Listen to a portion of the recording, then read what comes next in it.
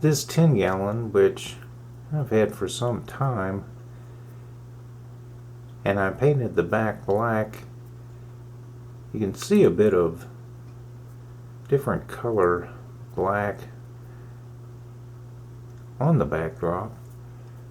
I think I used actually two different colors of black of that type of craft paint you get at Walmart in the tiny tubes.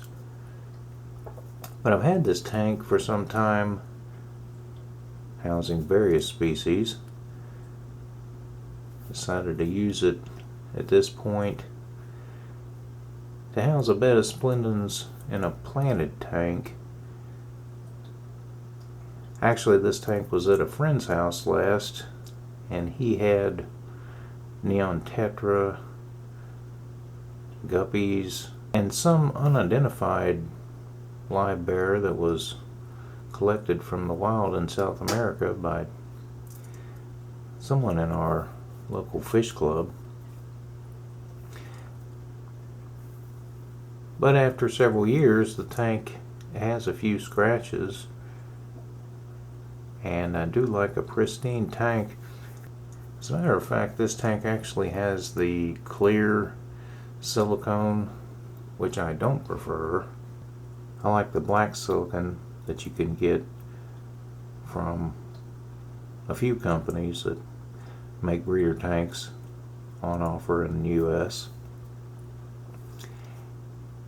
And so now that I have purchased one of those and painted the back black as I prefer, I want to switch this tank out and use basically all the same materials and put it back in a similar fashion without causing the Betta splendens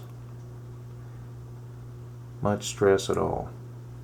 Here you can see the 10 gallon that I painted in my weight room on a tray table. I used a plastic tarp to prevent getting any paint on the carpet. But I simply added masking tape to the sides of the tank to prevent any drips. And now I'll remove the tape before setting up the tank.